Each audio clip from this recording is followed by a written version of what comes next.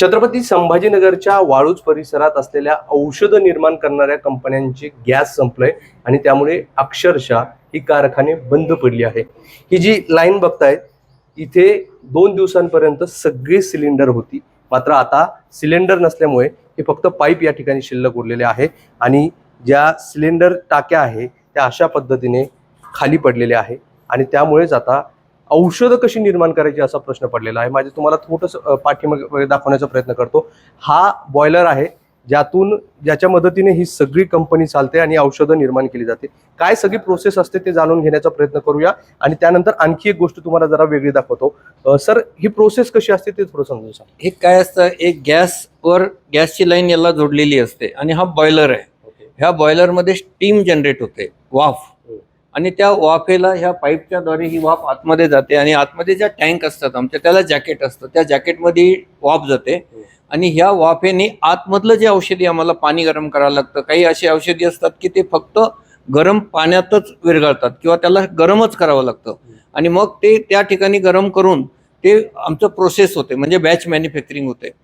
Hot process शिवाय batch manufacturing होतच नाही आणि ती करण्यासाठी आम्हाला लागते उष्णता म्हणजे वाफ, आणि वाफ करायची असेल तर स्टीम फक्त ह्या बॉयलर मधून तयार होते। आणि आज या ठिकाणी आमच्याकडे एकही सिलेंडर नसल्यामुळे हे आमचं बॉयलर 100% बंद आहे आणि हे बॉयलर फक्त गॅसवर चालतं हे बॉयलर, यातला दुसरा कोणताही सोर्स नाहीये। म्हणून या ठिकाणी फक्त गॅस असला तरच आमच्या आतमध्ये प्रोसेस चालू राहते, नसता 100% बंद पडते। एक आणखी वेगळी गोष्ट दाखवतोय की आपण 2 दिवसांपासून बघतो की महाराष्ट्रात अनेक हॉटेल चालकांनी गॅस संपल्यानंतर शेगडी सुरू केली, चूल सुरू केलंय।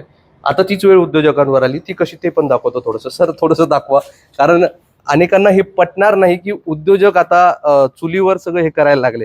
हे बघा, ही भली मोठी अशी चूल या ठिकाणी तयार करण्यात आलेली आहे।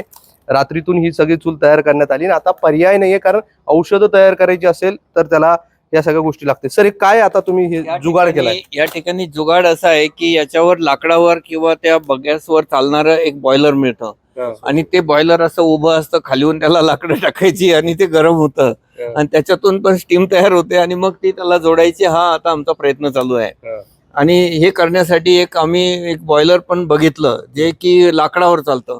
खरं तर औषधी कंपनीमध्ये अशा प्रकारचे बॉयलर जास्त वापरत नाही, पण आता कम्प्लीटच बंद झाल्यावर फक्त स्टीमच आतमध्ये न्यायची म्हटल्यावर आम्ही या ठिकाणी असं लाकडाचं जुगाड नवीन तयार केलेलं आहे आणि या प्रकारे आमचा प्रयत्न आहे की आमचे जे काही गिराईक आहे त्यांना कोणत्याही परिस्थितीत औषध पुरवठा, हा चांगल्या औषधाचा पुरवठा झाला पाहिजे आणि त्याच्यासाठी हा आमचा एक प्रयत्न आहे। नक्कीच औषध ही खूप अत्यंत गरजेची आहे आणि त्यामुळे कोणत्याही परिस्थितीत ही साखळी तुटू नये किंवा मार्केटमध्ये औषधांची कमतरता भासू नये यासाठी हे उद्योजक प्रयत्न करतात।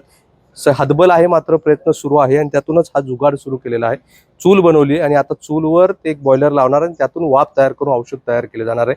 सगळे प्रयत्न सुरू आहे, मात्र यात आता सरकारची देखील मदतीची गरज असल्याचं उद्योजकांचं म्हणणं आहे। काही प्रमाणात तर काय होत नाही, जिथे 2 लाईन चालत असेल तिथे किमान 1 लाईन तरी चालेल, एवढं तरी गॅस द्या जेणेकरून ही साखळी तुटणार नाही, कारण ही साखळी तुटली तर यावर अवलंबून असणारे अनेक घटक हे देखील या अडचणीत सापडू शकतात। त्यामुळे आता सरकार या सगळ्याबाबत काय निर्णय घेतं हे पाहणं महत्त्वाचं असणार आहे। मात्र संभाजीनगरमध्ये औषधं निर्माण करणारे उद्योजक प्रचंड अडचणीत आल्याचं पाहायला मिळतात।